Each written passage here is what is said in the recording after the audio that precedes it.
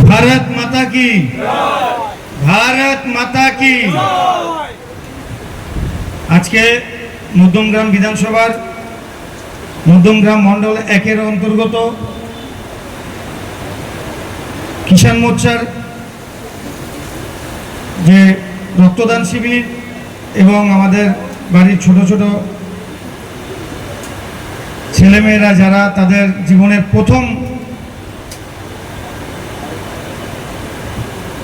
পড়াশোনার যে প্রথম ধাপ যেটা যারা সফলতার সাথে অতিক্রম করেছেন তাদের জন্য যে সংবর্ধনা অনুষ্ঠানের এখানে আয়োজন করা হয়েছে।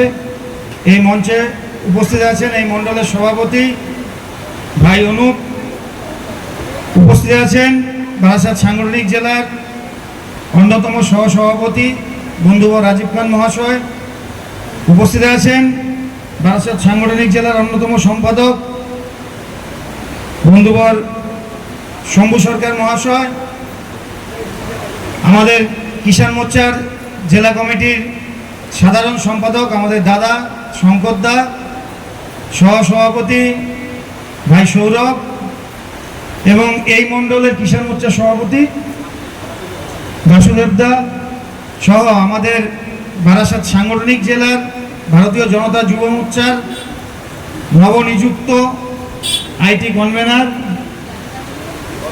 অর্ঘ্যজ্যোতি রায় এবং আপনাদের এই মধ্যমগ্রামেরই সুবক্তা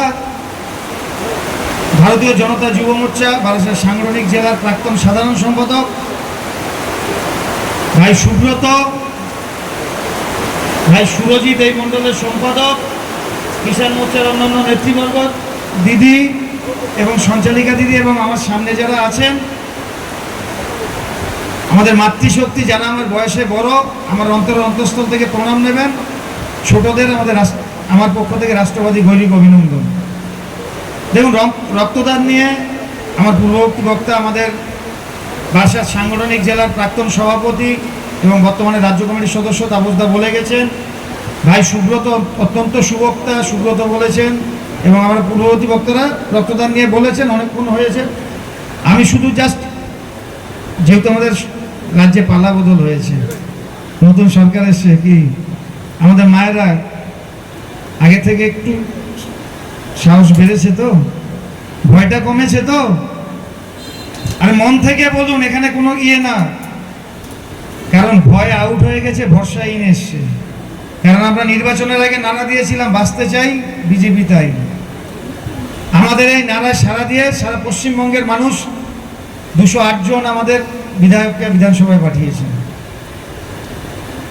তাই আমি সবার প্রথমে আমাদের এখানে যারা কার্যকর্তা আছেন ভারতীয় জনতা পার্টির তাদের উদ্দেশ্যে বলবো যে মানুষ যে আশা নিয়ে আমাদেরকে আশীর্বাদ করেছেন, সবার প্রথমে আমাদের প্রাথমিক দায়িত্বটা হবে মানুষের সেই আশাটাকে আমাদেরকে পূর্ণ মর্যাদা দেওয়া। তারা দীর্ঘ 15 বছর ধরে তৃণমূল কংগ্রেসের যে সীমাহীন দুর্নীতি, যে দখলদারি রাজনীতি, যে তোলাবাজি রাজনীতি, যে সিন্ডিকেট রাজের রাজনীতি এই মধ্যমগ্রামবাসী দেখেছেন। এবার তার অবসান ঘটার সময় এসেছে। কারণ ভারতীয় জনতা পার্টি এই সংস্কৃতিতে বিশ্বাস করে না।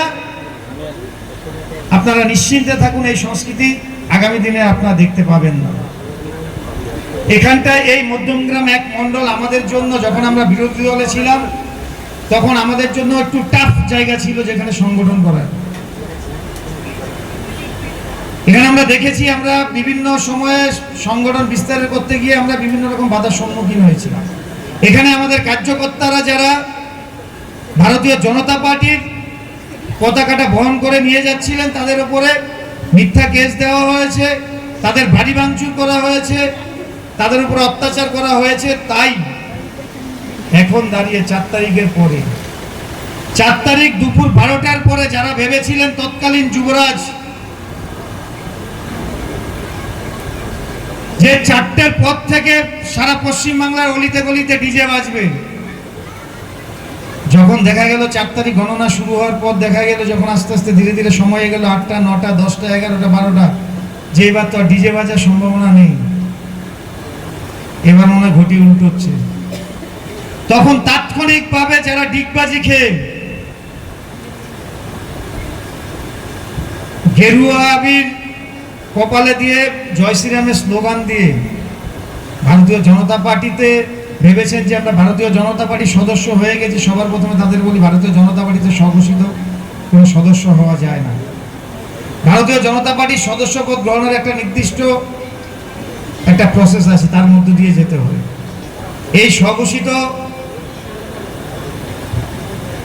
বিজেপি যারা 4 তারিখ দুপুর 12টার পর এসেছেন অতি উৎসাহে, যেটা আমার পূর্ববর্তী বক্তা রাজীব খান বলে গেছেন, যেহেতু তারা ওই সংস্কৃতির মধ্যে বিলং করতেন, তারা ভেবেছেন যে এখানে মনে হয় একই জিনিস চলবে। ওখানে যারা হয়তো বিক্ষুব্ধ ছিলেন, তারা ওই সময়কার জিনিসগুলো যারা দেখেছেন, তারা এখানে এসে রাতারাতি সাথে সাথে কে কোন সবার আগে তারা শুরু করেছেন পার্টি অফিস দখলদারি, তারপর শুরু করেছেন যেটা ওনারা দেখে দেখে অভ্যস্ত যে কোন ইউনিয়নটা আমার দখলে নেওয়া যাবে, কোথায় টোটো ইউনিয়ন আছে, কোথায় অটো ইউনিয়ন আছে, সেগুলো দখল করার জন্য ভারতীয় জনতা পার্টির পতাকা তারা গিয়ে কে কার আগে রেখে আসবেন, তার মানে ওটা আমার হয়ে গেল।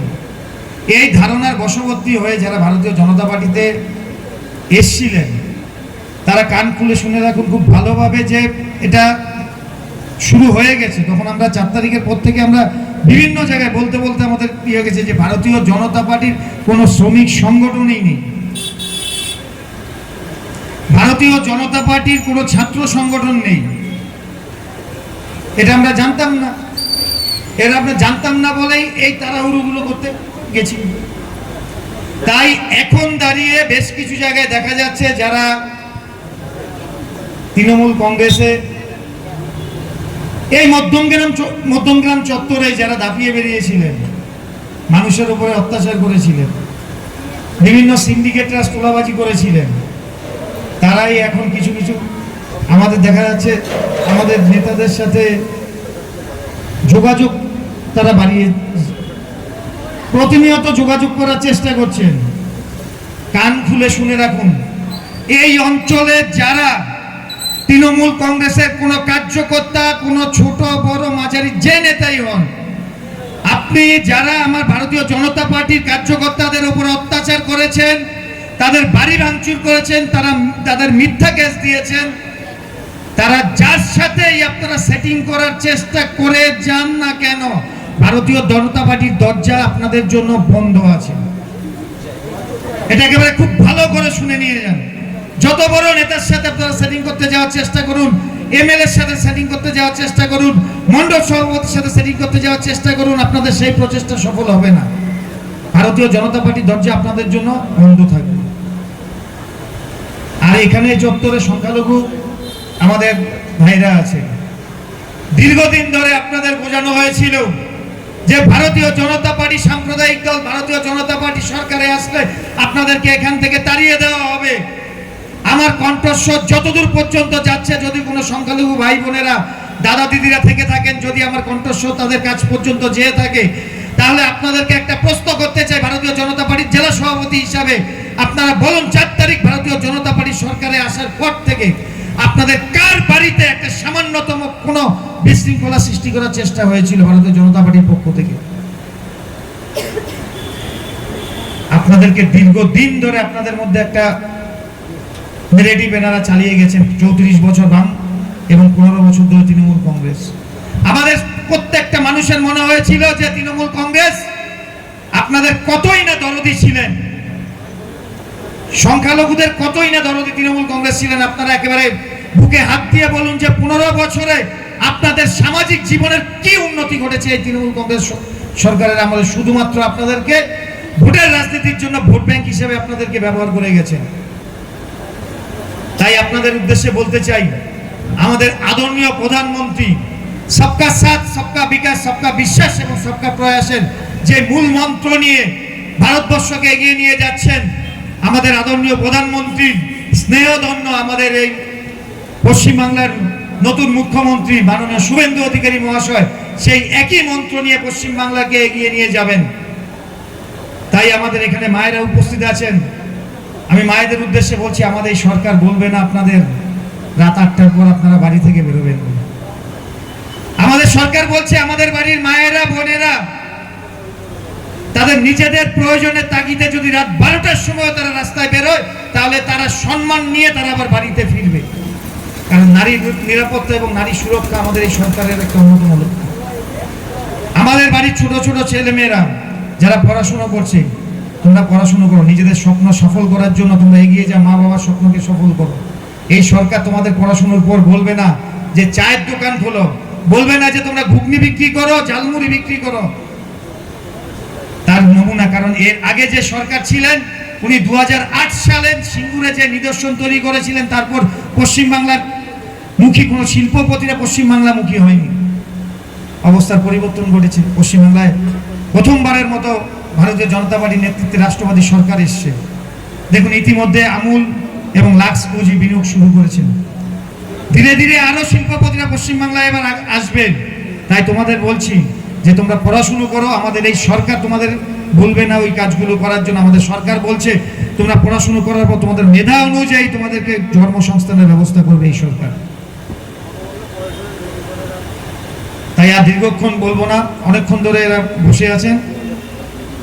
শুধু একটাই বলবো যে শ্যামাপ্রসাদ মুখার্জির এই পুণ্যভূমিতে শ্যামাপ্রসাদ মুখার্জির স্বপ্ন এবং তার আদর্শকে পাথেয় করে আমরা সবাই মিলে একসাথে কাঁধে কাঁধ মিলিয়ে এক নতুন বাংলা, এক উন্নত বাংলা, এক সমৃদ্ধশালী বাংলা আমরা গড়ব, যেখানে আমাদের আগামী প্রজন্ম তাদের ভবিষ্যৎ যাতে আমরা সুরক্ষিত রেখে যেতে পারি।